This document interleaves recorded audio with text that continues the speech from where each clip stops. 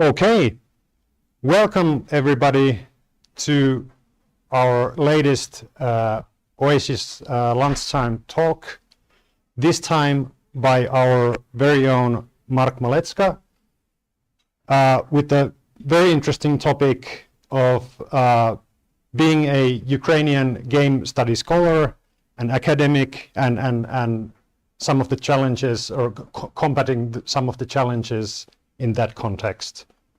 So without further ado, please take it away, Mark.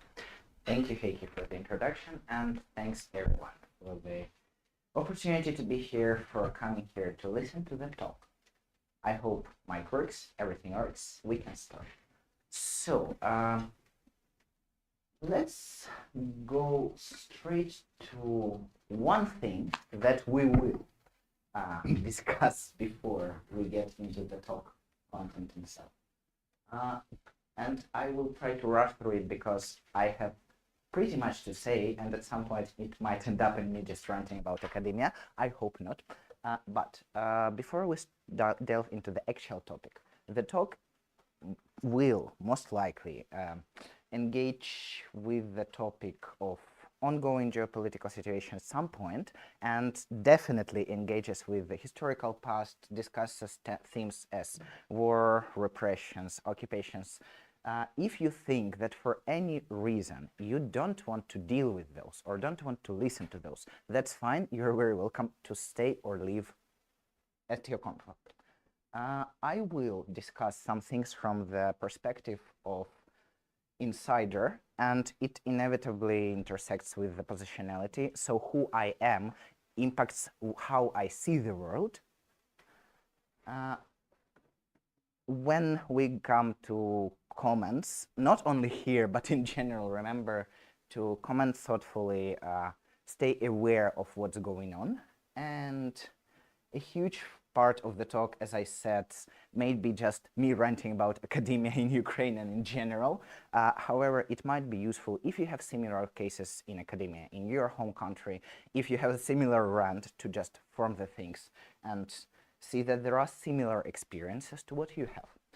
And yes, this presentation might feel uncomfortable on different levels because of the topic, and I unfortunately cannot change the reality outside. I will try to do as much as I can to present it in a bit more digestible way.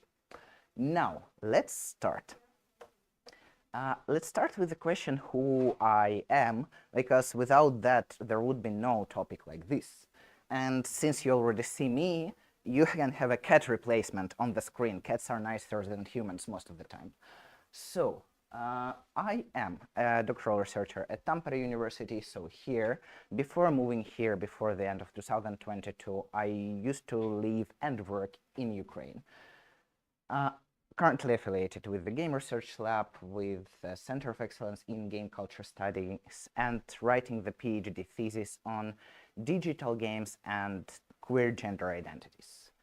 Part of the project that I do as a thesis is focused on Ukrainian queer gender people, so country-specific is also there, and currently funded by Kone Foundation. That's the background, like the minimal thing you need to know, and as already mentioned, I am originally from Ukraine. It is a beautiful country where people fight drones with jars of tomatoes. Not pickles, although the viral picture is that one. There has been many stories about pickles of Kiev. It's not pickles, it's tomatoes. It's confirmed because people found the person who destroyed a drone with a jar and asked what was in the jar. So those were tomatoes. Now you know. A bit more seriously, why I put this slide here is explained a bit further in the presentation. At some points of life, I had to explain people that Ukraine is a country located in the Eastern Europe. You can see it on the map, and that it fully independently emerged as an independent country after the Soviet Union collapse in 1991. Before that, it existed in many various forms, but most of the historical time was under different types of oppression. And there are quite many people there. a lot of people. It is considered a big country, although I had no idea that it is before I moved here. And the national language of Ukraine is Ukrainian. Simple, quite obvious, not really, not to many people. And again, for the context, some of my favorite photos of Kiev made by my sister, though that's what people could see on a daily basis. So, what I am doing here is trying to communicate some things that are shared by other Ukrainians. Here I want to thank to Ksenia Harshina, who is a researcher based in Austria and who agreed to share her experiences of being a Ukrainian game scholar in a bit of different context, more in ITC context, but still we have so much overlap, and she allowed to quote this overlap and directly say what she experienced. This is one of the things that quite many Ukrainians who studied abroad go through. What she says about her experience is, I left Ukraine in 2020 to do my master's in game studies and engineering in Austria. I always wanted to be an academic, but I didn't have good experiences neither in school nor university in Ukraine. I got good grades sometimes bad ones, but I always felt out of place, always the weird one. The experience is shaped by many queer and neurodivergent people. I just wish I'd known that growing up. For my bachelor's, I studied software engineering, the closest to the games I could find. Already then, I was planning to do my master's somewhere outside Ukraine, somewhere in Europe, studying games. I felt very isolated during my studies, and I dreamt of going abroad. Ironically, even when I went to my master's in Austria during COVID, I felt less isolated. Maybe because I promised myself I'd finally start being me once I left Ukraine. I was closeted back home and didn't receive my autism diagnosis until I came to the European Union. I didn't feel connected to Ukraine for most of my life, probably for the precise reason that I wasn't myself there until the full-scale invasion happened. Then I suddenly felt connected to every Ukrainian person in and outside of Ukraine. And at the same time, I felt the most isolated I've ever been here in Austria. Being lucky enough, I got the opportunity to do my PhD at the same university where I did my master's. And after 2 years of doing research on games and displacement, I've seen a disturbing amount of misinformation and as well as alarming presence of Russian colonial propaganda in academia. I am ashamed to admit that during my bachelor studies, I couldn't wait to leave Ukraine. Now, in every room I'm in, I try to raise awareness on what Ukraine is going through. I wear vyshyvankas while teaching. It's how I keep my connection to Ukraine, to my home. And what she mentioned is one particular moment that I will go through because it's yet another piece of the context of why I'm essentially doing what I'm doing here now. So what she wrote is, I want to share a particular moment that stayed with me. During the Gala conference in Berlin last year, a Ukrainian scholar gave a great presentation about Ukrainian games that were created after the full-scale invasion of Ukraine in 2022. Many of them were about war, grief, and fighting back against invaders. The audience looked visibly uncomfortable. At the Q&A, one person asked, "Didn't you want to make nice games, happy games to forget about the war?" The scholar wearing a beautiful vyshyvanka replied, "What makes us happy is killing our enemies." The room fell silent because people expect Ukrainians to make their pain digestible. But anger is not something that needs to be translated into theory or softened for academic comfort. It's not Ukrainians who need to explain their anger.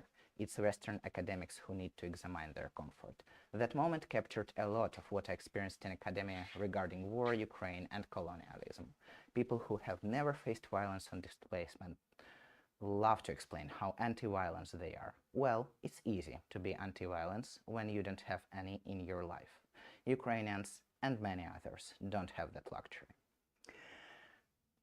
I come from a similar position of having questions asked about why I talk about things in the manner I talk. and about why I don't speak a language that I don't speak, even though I should have known it, being close to Russia for many years. And at this point, as many of other Ukrainians, I'm quite tired of those things, but that's not the only reason why I want to talk about academia and differences in academia. Of course, I love talking about academia. Not really. I love ranting about academia, but talking is a bit of a different story. And for at least a year from now, I've had to explain things about Ukraine, about Ukrainian academia, about being post-Soviet country, about languages, a lot about languages. And I used to think about those things as a common knowledge because I moved out of Ukraine later than many scholars who already had some of these experiences. But it seems that some countries have this common knowledge, being geographically close, like Poland, but some of the things need still to be spelled out. And of course, some of the things that we will go through might be applicable to academia in other countries, and therefore it's useful to discuss them in the public context. Some other things might help you to understand your colleagues from different countries, see what they're going through, know their cultures better, and just be useful to build networks. So, before we go into things in detail, let's talk a bit about our career, because we are here to explore a career path of a game studies scholar from Ukraine, right? In general, people experience many different factors: economic factors, politics, social factors, cultural factors. They can be divided in even smaller in their lives and in their choice of career path. And we are products and transmitters of all those factors. Those could be discussed regarding any career. It's not necessarily game studies or academia. It can be software engineering. It can be engineering in general. And these groups of factors usually overlap. They don't exist in a vacuum. And of course, they could be divided into many, many categories. It's just the one that is kind of broad enough and digestible enough. And all of these categories contain those mysterious things. So what are the things?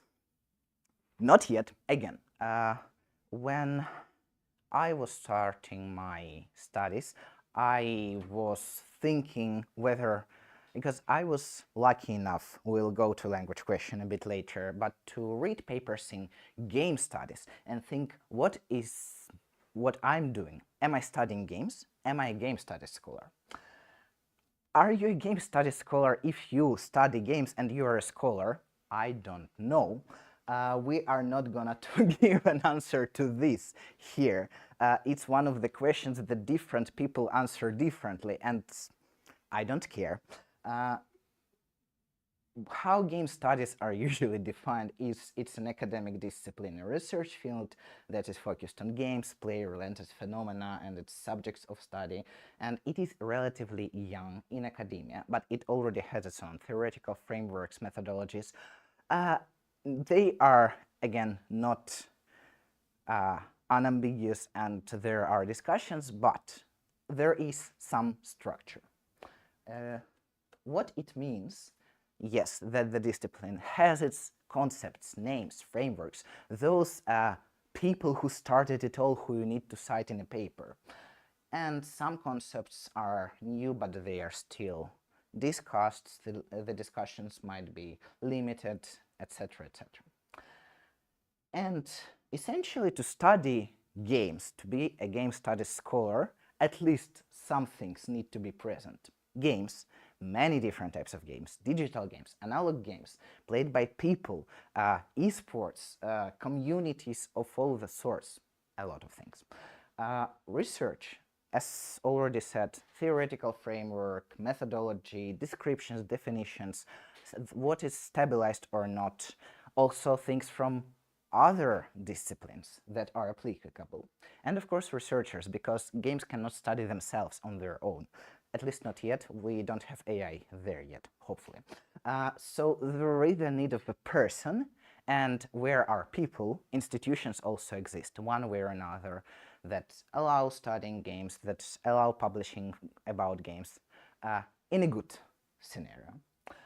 With this knowledge, let's already get rid of a bit of general abstractions on the way of studying games. So you might come from a country where there is a lack of programs, lack of networks of research hubs, biases toward the game. There were moral panics regarding Dungeons and Dragons being satanic and other stuff like that, and of course fields that want to study games as kind of bad phenomenon necessarily.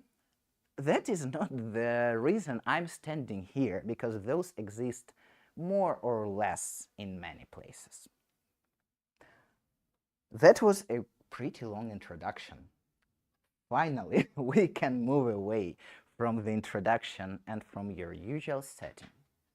So, imagine that you are a Ukrainian kid going to school, going to a high school, and thinking what you want to do in your life. I was there, I had no idea. Usually, at this point, most of Ukrainian kids are kind of forced to decide what they want to do because they need to pass state exams on the subjects they want to use to apply to a university.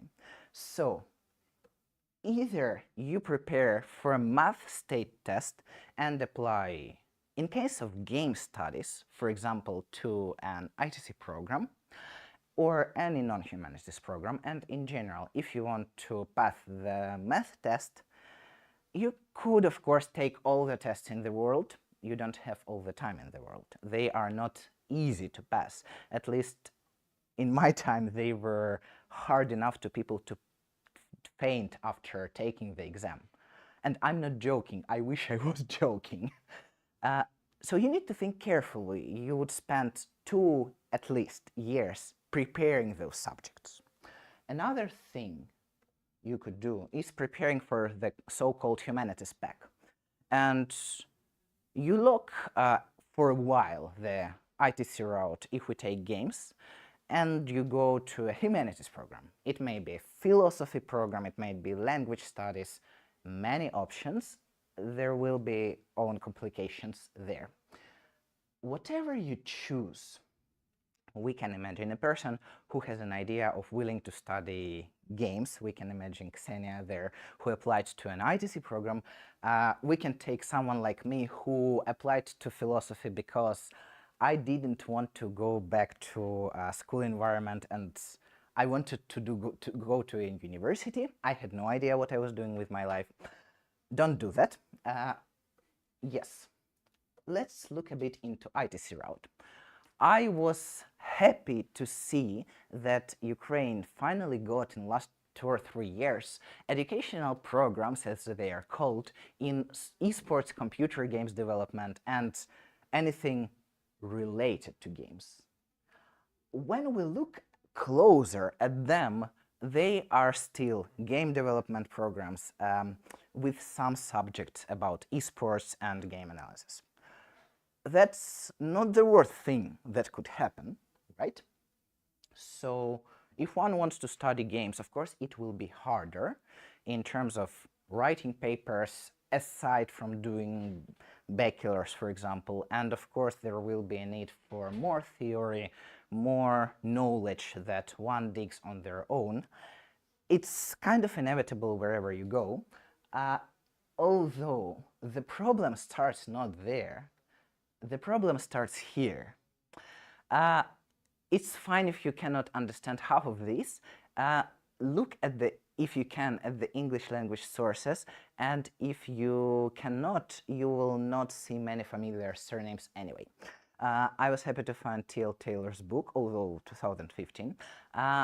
There are books that are cited there that are presumably in English, and that's where the problem starts, because people who were working on the syllabi, on the study program descriptions, had no idea what's going on in the international area of game studies.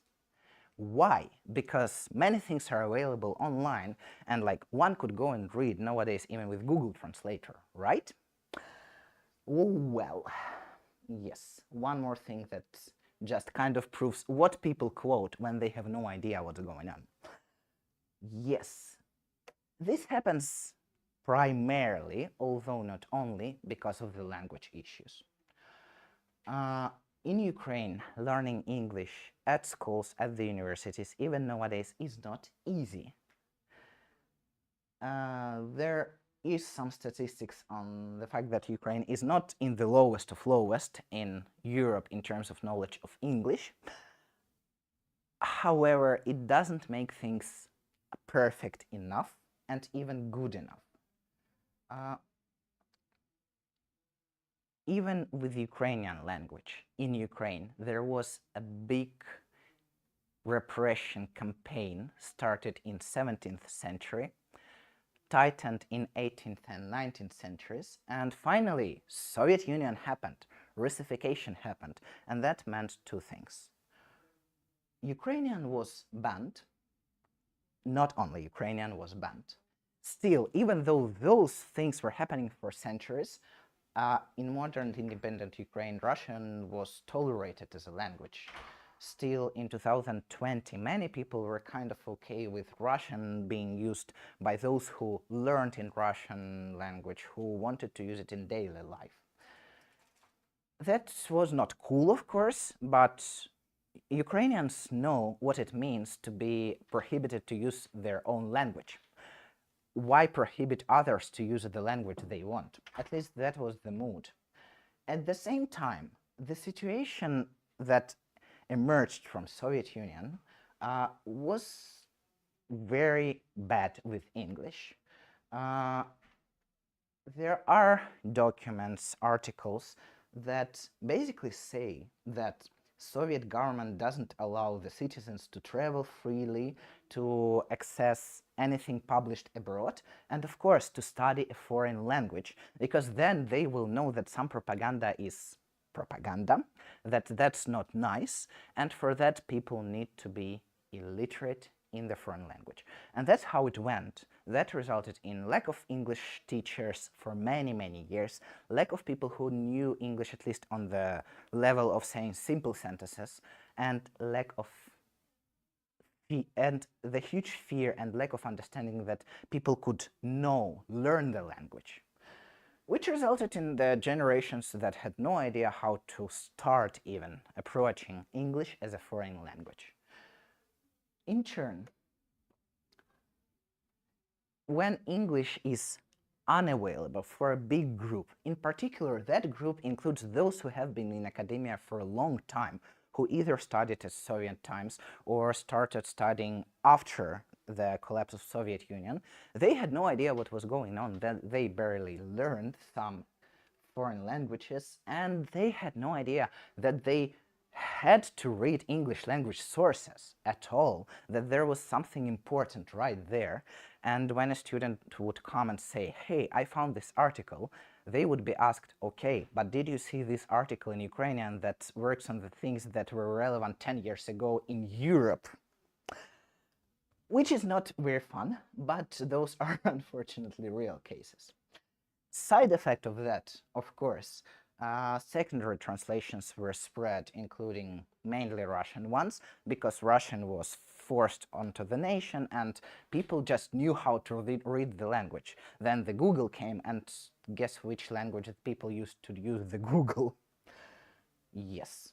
And these issues led to, when it comes to Ukrainian academia, a huge delay in transferring anything, theory, methodology, from abroad to Ukraine, and distorting or devaluating, because how do they know we started studying this topic? Why do they have a paper? We don't want to read it, by some of the professors. That's also partially the Soviet academy thing, but we will come to that quite soon. So a lot of works written in Ukraine still double what already exists when it comes to narrower or less known areas. In bigger areas, of course, it's easier because many people learn those, and many people go to those, not necessarily using English.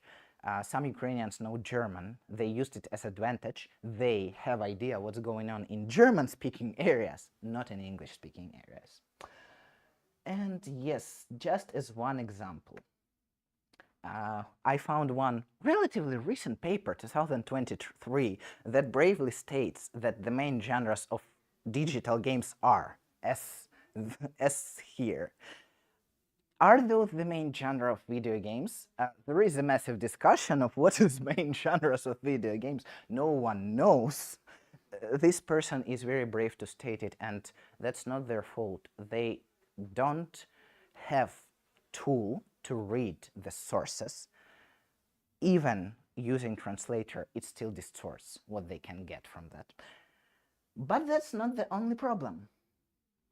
So basically, for now, we have research, all the background that some people here in the audience have been working on, not available for a big part of a big country. Then, if you want to learn English, if you want to read sources, you most likely need one important thing: money. And here we come to the next package, which is economic situation. Just for your idea, because I didn't want to give you the whole theoretical part. Ukraine was a part of Soviet Union, was used by Soviet Union as place for resources, as source of resources and stuff like that. That's theory. I have, I think, one slide on that. Let's go into practice. Like, we live in times where people had not that many years to stabilize things, but still. In 2021, why I take 2021 is because it was right before the full-scale invasion. Economy was more stable. Now it's worse. What I want to say is minimum wage in 2021 in Ukraine, so the lowest of low, was 80 euros. That's the minimum. We don't really think of that. People usually earn at least a bit more. On average, in 2021, a person in Ukraine would earn 500 euros. And that's, I will show you the exchange rate, I think, in the next slide. So when the open warfare started, things got worse, lack of financing, exchange rate grew, so we take the stable point for now. And to do research in almost any country, one needs either to have funding for that or to have a real job where you can do something and then spend money on your research. Or if lucky, you can go to academia, be a university teacher or research assistant or whoever you manage to be, and use that time and money on your research, right? Fun thing comes here. Workload for a university teacher in Ukraine, for a teacher, before 2025, they realized that was not nice and kind of insane, was 600 hours of teaching. That's maximum. Usually it was 550 for a full-time job, and respectively 1,005 for 8 hours, together with research and preparing for teaching and stuff like that. You can think and compare with your workload, and I will not draw any conclusions at this point. I just want to say that it's not only true, but as I worked as a teacher for a year and a half, I worked part-time. I had exactly half of that, so 300 hours of the teaching load, and some like 5 decimals. If one is lucky, one could earn around, I didn't put it to exchange, but yeah, I will go to counting a bit. One could earn quite okay money as a cleaner, or one could go to academia. Exchange rate for 2021, €1, 30 hryvnias. And here you get a basic salary of university personnel. So university teacher with a basic salary for a full-time employment would earn approximately 220 euros with all the additions for degree, for knowledge, for experience. That could come to approximately 300 euros. That's a monthly salary of a university teacher on average in 2021. Exchange rate changed, salaries are promised to get a bit higher, but there are nowadays delays in paying salaries because of the war, so it didn't become much better. If you are an assistant professor, however, there are chances to earn something approximately close to 500 euros. If you're a full professor, it can be even 670. Sometimes it can kind of slowly go to 800 euros. And that's what people get for quite a lot of work. And that's still lower than cleaner's salary if we take minimum wage or the teacher's position. A bit higher if the person is a full professor. That is kind of ridiculous if we think about minimal salaries in many European countries, even though they don't have those as high. It becomes a bit more ridiculous when we think that, yes, teaching is underfinanced. It requires a lot of work to receive money that allow one cover food and living expenses. It also means that it's not really possible to do networking, to go to international conferences and stuff like that, and at the same time fulfill all the requirements of employment for the universities for this money. Because on the top of the hours, some universities have the requirement that one needs to be publishing at least 5 publications in scientific journals that are included in particular databases. Of course, Scopus, Web of Science, many big names. But that would have been easier if libraries would cover at least 1 publication per year, right? That is not the case. The libraries, yes, I have it at some point in conclusions, but the libraries don't cover most of things. So you would need to pay on your own, and you would need to pay participation fees for the conferences. And here is an example of DIGRA participation fee. Special fee is 130, kind of doable if it's not half of your salary. S.T.A.L.K.E.R fee of this year. Again, no shame for the conferences, all the shame for the historical circumstances because of which Ukrainians cannot do that, because 90 euros or 70 euros is still 1/3 or 1/5 of the salary per month.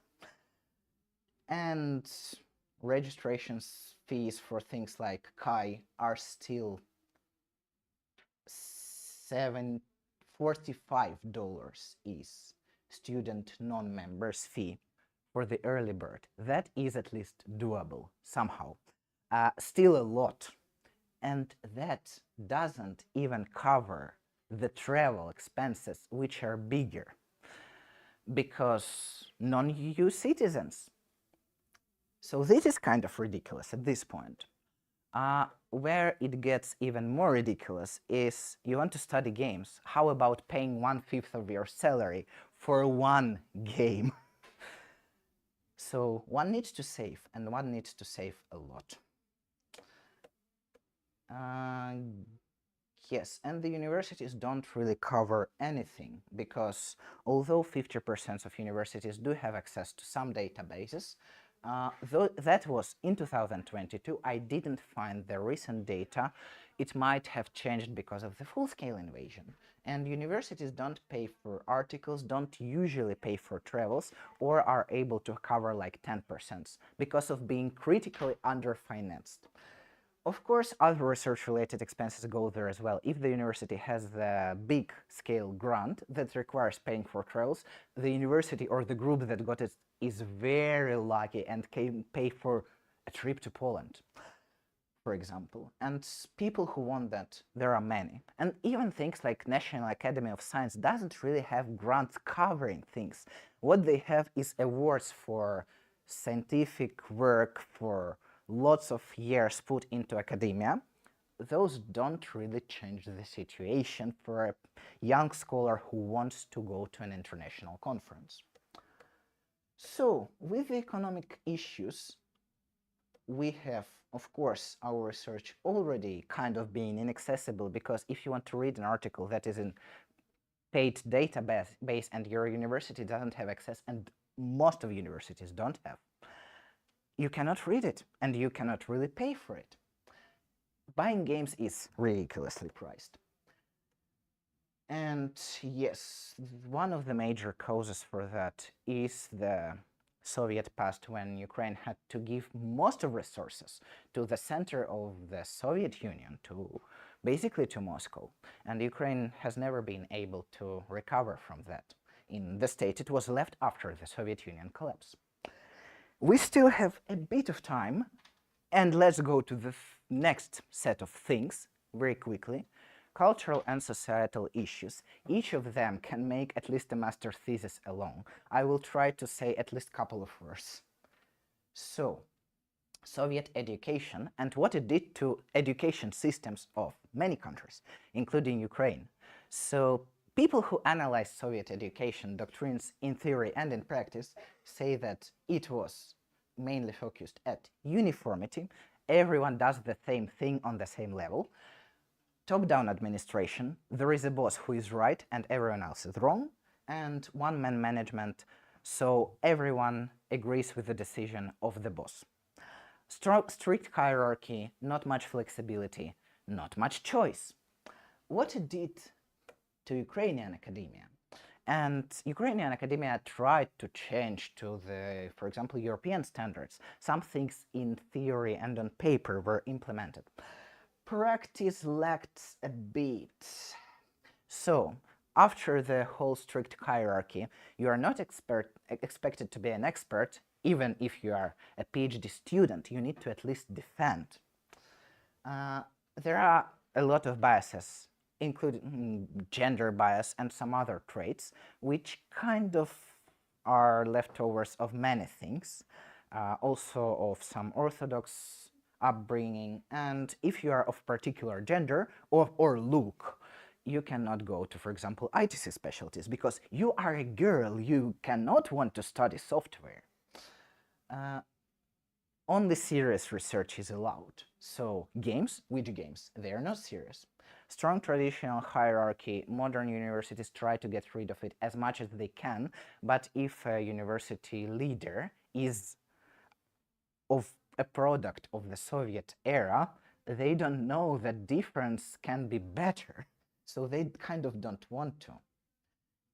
Requirements and procedures that complicate work require lots of times, so all the bureaucracy and of course big places for research, for example, Ukrainian Academy of Science, is not really advertised to the students, because the students are nobody at that stage. They cannot do unique research. At least that is the mentality that is in leftovers. Nowadays there are more young teachers who don't want to go with that scheme. But that's not enough, and since they don't get paid well enough, many move to European countries, for example. Many move abroad, many find other jobs, because with those money, it's not sustainable. Inferiority complex. When you're relatively a big country and you are close to a big country that kind of wanted to impose ideas, to put lots of propaganda into the idea you are nothing, Ukraine has been under Russian influence since basically times of Russian Empire, and the influence was strong. Ukraine was seen as Little Russia, as a sub-nation, as peasants and people of non-existing nation. What it led to is the imposed inferiority complex that a Ukrainian person is nobody and needs to be acknowledged at least somewhere, which is usually in Russia. And that keeps being straightened through the narrative of Ukraine not being a country. With a combination of the language issues, I will not go through this code, but one of researchers who did orthoethnographic study, Olga Burluk, talked about her experience of presenting in a Russian context, where she tried to present in English at a conference where it was allowed, and she was asked, like, you are from Ukraine, you can speak Russian, you can present in Russian, why you go with English? She was ashamed for it. And of course, Ukraine is a country because of all the propaganda and inferiority complex and other misunderstandings was not really known internationally before 2022, before basically being attacked with all the sites. Not many people even knew that the name of the country needs to be used as a name of the country. There have been articles and discussions that Ukraine needs to be used without the definite article in English because it's a country. And that's another ridiculous thing, because I don't think I know another country that would be referred to with "the" before its name. And still some people get going with this propaganda and with mentioning things like that online.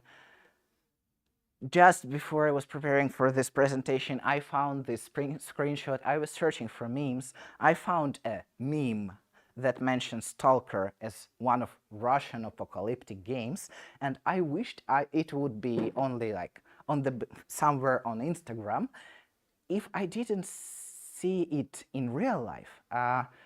One conference I attended had a person who was seriously saying that they were happy about seeing a presentation about a Russian game, S.T.A.L.K.E.R, about a Russian province, Chernobyl. That person was dead serious and very offended when I said that Ukraine is a place where Chernobyl is and the people who made S.T.A.L.K.E.R are.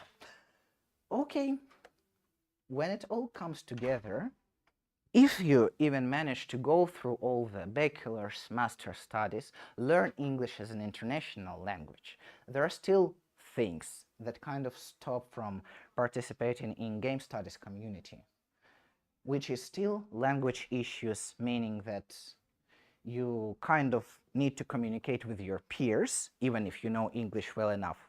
They don't know. Economic differences. Going abroad still not sustainable unless you manage to escape abroad and be there. So you are not a part of the international community fully. Ukraine, less known internationally, leads to a lot of additional labor, clearing all the misunderstandings, going into cultural context, basically what I'm doing right here. At least I agreed to this labor. Many people don't have this choice. They just are put in the positions where they have. And with a long history of oppression, there are often things that are overshadowed with the inferiority complex, and that interferes with work quite a lot. What can be done? There is, of course, hope that things will change and international community can do a lot to help and is already doing a lot to help, including hosting talks like this. So what one could do, what a community could do, is raising awareness, not referring to groups as like Slavic, post-Soviet exclusively, specifying if something is Ukrainian, also Polish, Slovak, Georgian, Lithuanian. Naming countries already helps visibility. Thinking that neutrality benefits opposition. If you are neutral, it means that you might allow some things happening around you. Thinking about colonialism as something that is not only about races or skin color. I heard stances that it cannot be said that Soviet Union colonized Ukraine because Ukrainians are white. It doesn't work like that. You can seek collaborations, invite people to do talks, and not assume anything on their behalf. Asking openly is a good thing, and if a person has energy or knowledge, they will answer. And of course, normalize diversity. We all come from different spaces and we can exchange experiences. And that is very nice. So, with this and with the conclusions that Ukraine is still rarely talked about in the context of post-colonialism, for many reasons, including skin color, misunderstandings, propaganda as well, it needs to be a part of this discussion. And the impact of colonialization was tremendous and affected a lot. That leads to personal issues. One person cannot solve all of them and has to figure out the way. Those people seem to be very upset with the fact that. Okay, so for a scholar coming from Ukraine and trying to work in a newly formed research field, there is a lot of additional work. And if one is stubborn enough and resilient enough, they can manage. But that is not easy. And the international community can be, and already started, being of huge help. There is more that can be done. And of course, hopefully, things will not need that much explanation in the future and be different and be nicer. Thank you for your attention.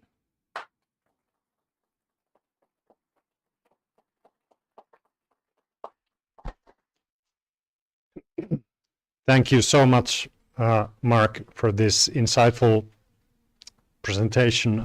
I'm sure that it raised a lot of thoughts and hopefully also questions, which we will go into now. We have around 13 minutes, so plenty of time. Yes.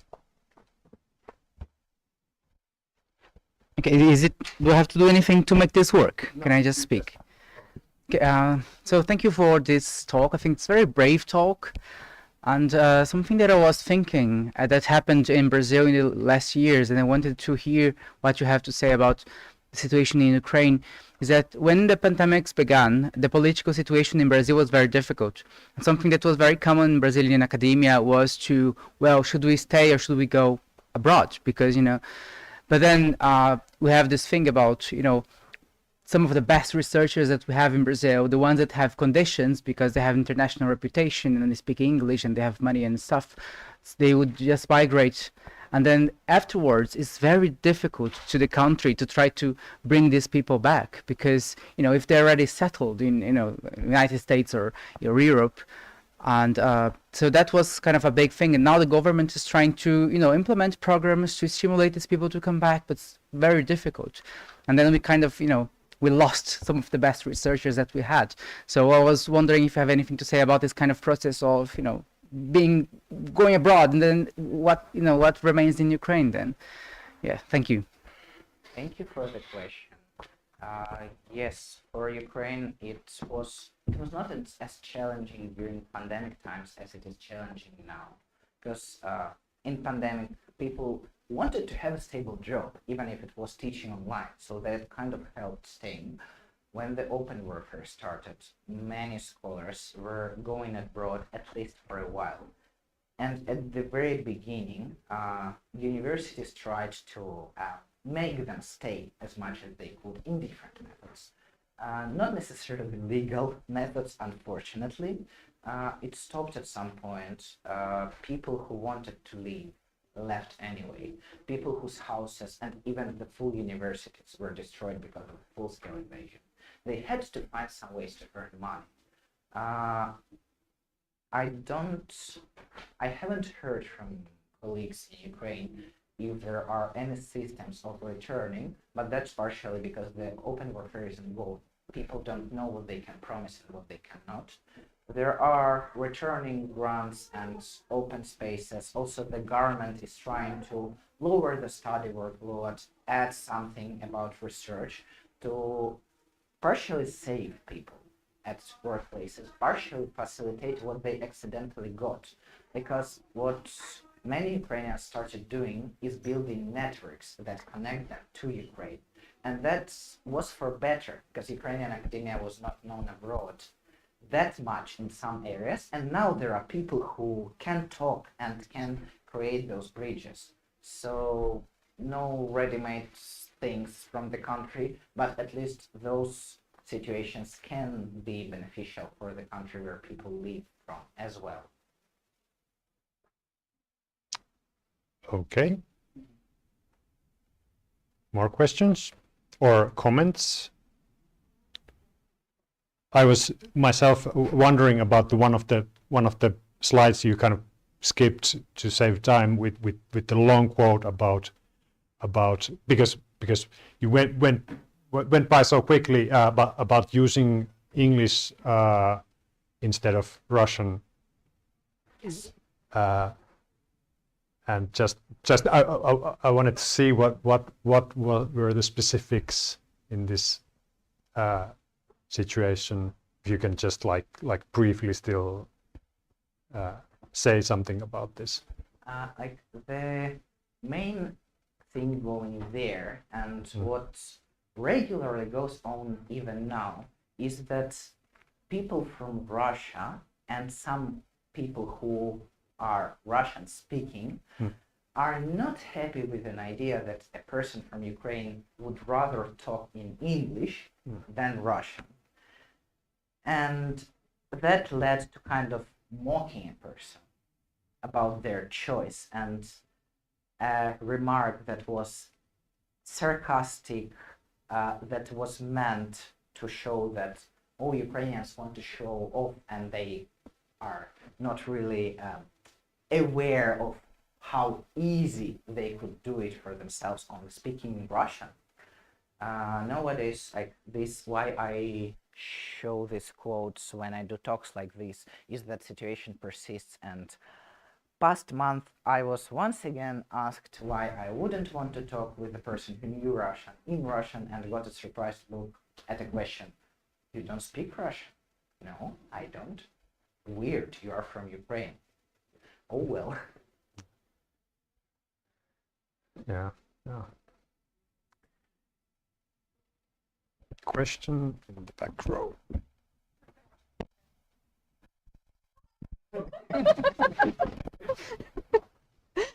I survived that. Okay.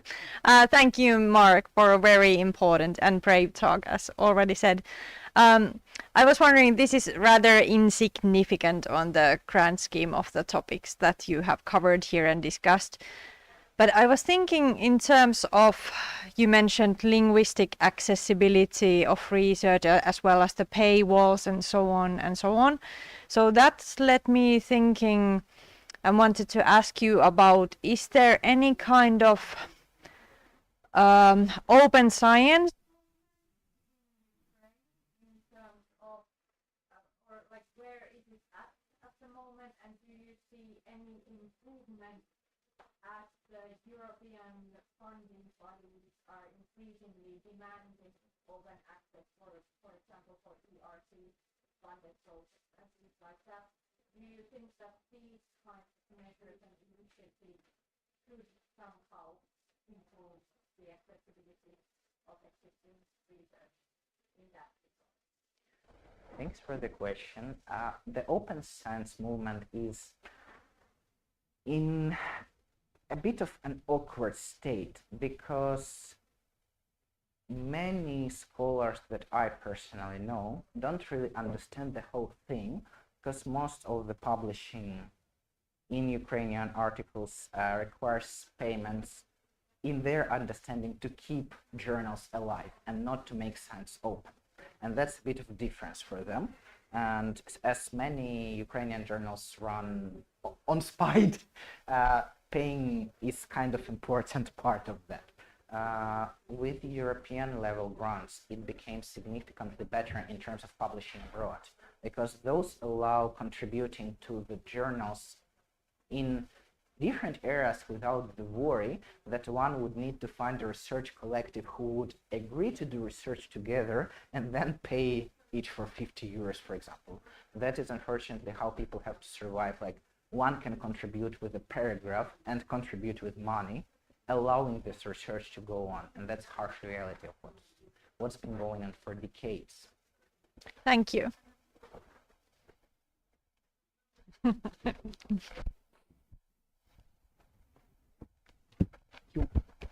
Thanks, Mark, for the talk.